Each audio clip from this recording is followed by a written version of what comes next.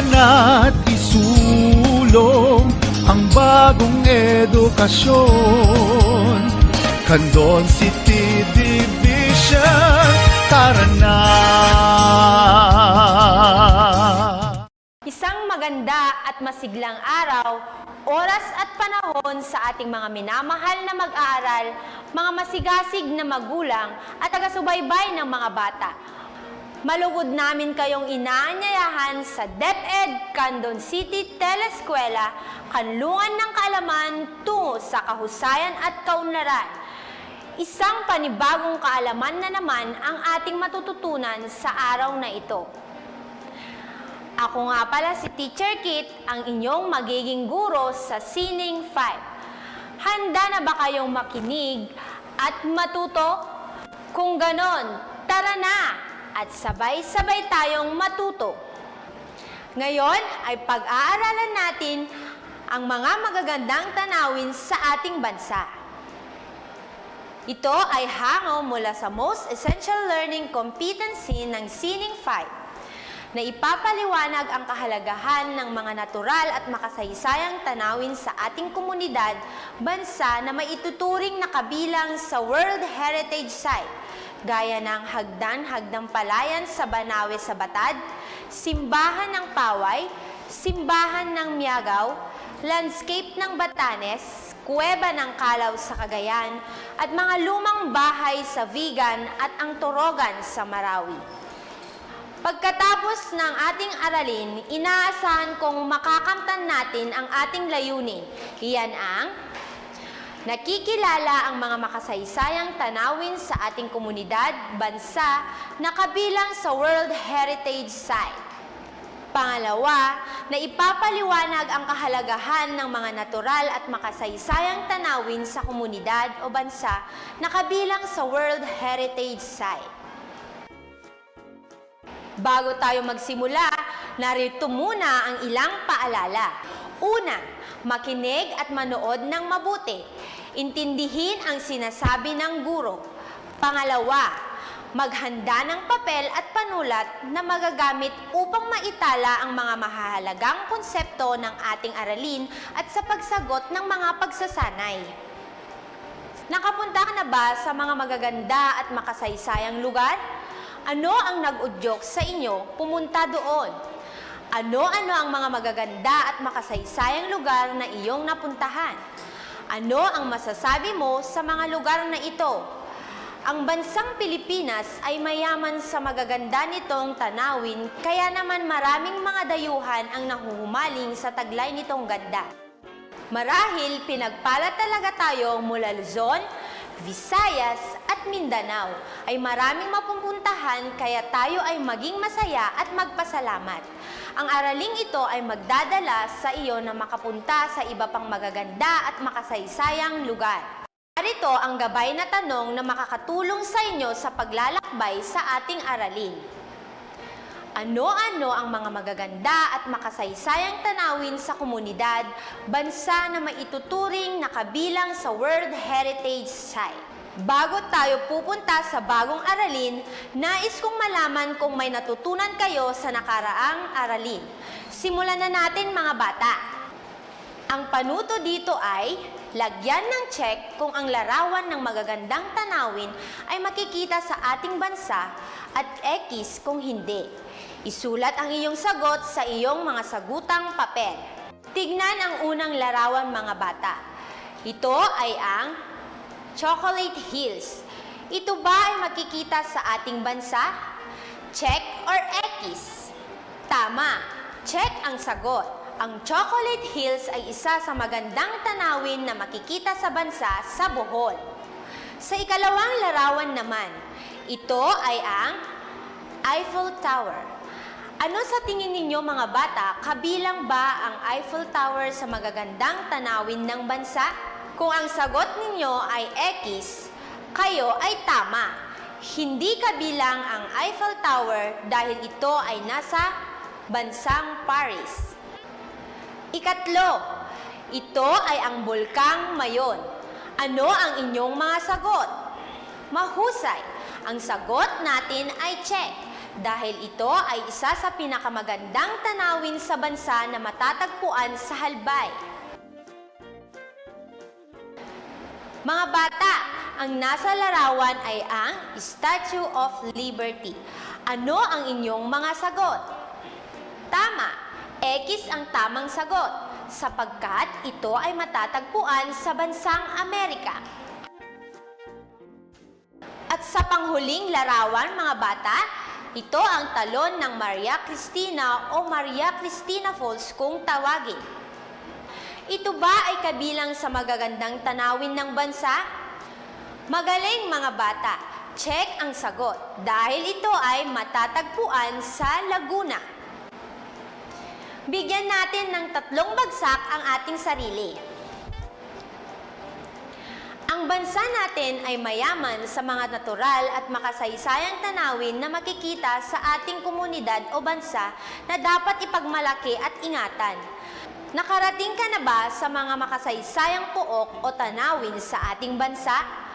Halika, lakbayin natin ang mga ito sa pamamagitan ng mga bago nating aralin tungkol sa ilang natural at makasaysayang tanawin sa ating bansa na ating yaman at dapat nating ipagmalaki.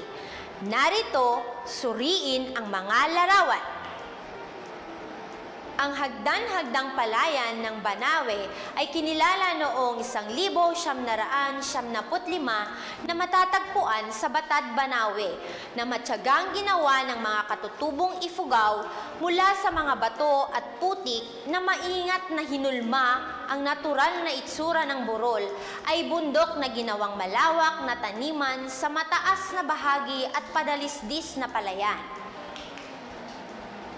Pangalawa, simbahan ng Paway, na kilala rin sa tawag na St. Augustine Church na matatagpuan sa Paway, Ilocos Norte na itinayo noong 1710 na may malawak at matibay na bahagi o suporta sa pader. Kinilala ng UNESCO na isa sa National Cultural Treasures of the Philippines noong 1973. Sa pangatlong larawan mga bata, ito ang simbahan ng Miagao, na kilala rin sa tawag na St. Thomas de Villanueva Parish Church na mula sa Miagao, Iloilo na dineklara ring National Treasures of the Philippines noong Disyembre 11, 1973. Ito ay pinatayo malapit sa dagat na tinatawag na Ubos. At ang pang-apat na larawan, ito ay ang landscape sa Batanes, isa sa mga nagsasabing national treasures na matatagpuan sa hilagang bahagi ng bansa. Maliit na may mga prinoprotektahang landscapes at seacapes na matatagpuan sa Basco, Batanes, Isla ng Batan. At ang panglimang larawan, Kuweba ng Calao. Ito ay matatagpuan sa Peña Blanca, Cagayan na kilalang mayroong maraming puting limestone rock na nabuo sa loob ng kuweba na kung saan nadiskubre ng isang arkeologo na si Armand Mijares ang ilang buto at ngipin ng sinaunang tao sa mundo na tinatawag niyang Homo luzonensis. Kinalala ng UNESCO noong Pebrero 2020. At ang pang-anim na larawan, ito ay ang lumang bahay sa Vigan. Ito ay maituturing din bilang isa sa World Heritage Site ng bansa na matatagpuan sa Vigan City, Ilocos Sur, na kinalala ng UNESCO bilang isa sa New Wonder Cities noong 1979 dahil ang mga kabahayan na ito ay napreserba pa noong ika-16 na siglo. At ang panghuli, ito ay ang Torogan ng Marawi. Ay isang tradisyonal na bahay o bahay ng Malacan na itinayo ng mga Maranao na matatagpuan sa Lanao, Mindanao. Ito ay simbolo ng pagkakaroon ng mataas na estado ng pamumuhay at sinasabing ang mga naninirahan dito ay karaniwang sultan o dato ng mga Maranao. Kinilala ng UNESCO noong 2008 Ang kontrobersyal na Las Casas Filipinas de Acusar na matatagpuan sa Bataan ay may dalawang sinaunang tirahan ng torogan. Dapat nating pahalagahan ang mga natural at makasaysayang tanawin sa ating komunidad at bansa sa pamamagitan ng pagbisita muna natin dito bago pumunta sa ibang bansa. Kung tatangkilikin natin ang sariling atin, makikilala tayo sa buong mundo sa pamamagitan rin ng pagpipinta ng mga natural at makasaysayang tanawin. Maipapakita natin at may pagmamalaki natin ang natural na likas na ganda ng ating bansa. Upang malaman ko kung lubos ninyong naunawaan ang ating aralin sa araw na ito, sagutin ang mga sumusunod. Ilabas muli ang mga ballpen at papel at ating sagutan ang ating pagsasanay. Handa na ba kayo? Simulan na natin. Ang panuto dito ay kilalanin ang mga natural at makasaysayang tanawin sa ating komunidad o bansa na nabibilang sa World Heritage Site. Isulat ang inyong sagot sa iyong sagutang papel. Bibigyan ko kayo ng 5 segundo para isulat ang inyong mga sagot. Sa unang bilang, ano ang nasa larawan? 5 segundo para sa inyong mga kasagutan.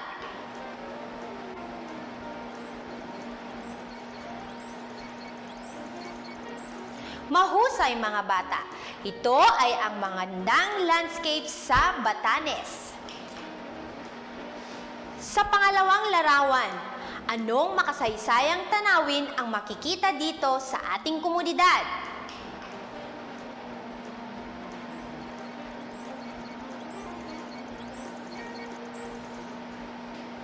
Kung ang sagot mo ay ang lumang bahay sa Vigan City, ikaw ay tama.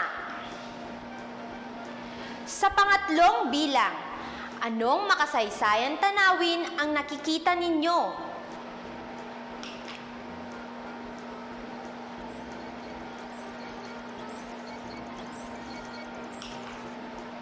Magaling mga bata, ito ay ang Kuweba ng Kalaw. Sa pang-apat na bilang, muli, anong magandang tanawin ang nakikita ninyo?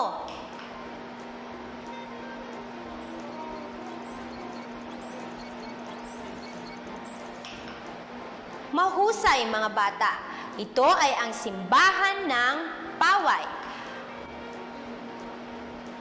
At sa panghuling bilang, kilalanin ang nasa larawan.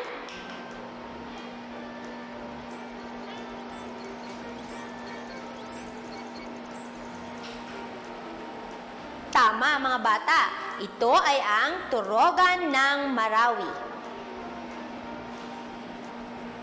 Alam kong lubos na ninyong naunawaan ang ating talakayan. Handa na ba kayo sa ating gawain?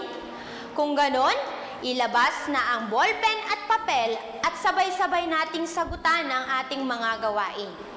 Ang panuto dito ay isulat sa sagutang papel ang tamang sagot para sa bawat pagsasalarawan ng mga natural at makasaysayang tanawin sa ating komunidad o bansa na dapat ipagmalaki at pahalagahan. Muli, bibigyan ko kayo ng 5 segundo para sa inyong mga kasagutan. Sa unang bilang, ang patlang ay matatagpuan sa ilo-ilo na pinatayo na malapit sa dagat ng Ubos. 5 segundo para sa inyong mga kasagutan.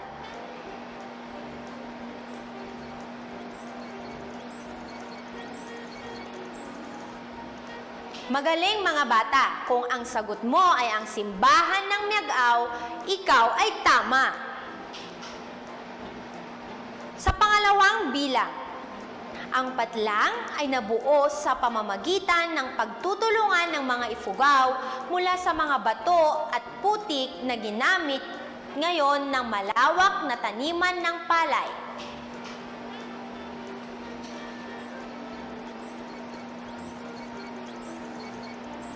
Ang tamang sagot ay Hagdan-Hagdang Palayan ng Banawe. Sa pangatlong bilang, ang patlang ay matatagpuan sa Cagayan na kilala sa taglay ng maraming puting limestone rock formation na kalaunan ay nadiskubre ni Armand Mijares na isang arkeologo ang sinaunang buto at ngipin ng tao sa mundo.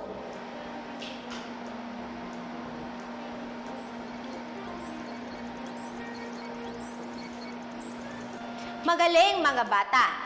Ang sagot ay Kuweba ng Kalaw. Pang-apat na bilang, ang patlang ay ang karaniwang tirahan o bahay ng mga sultan at dato sa Lanao, Mindanao.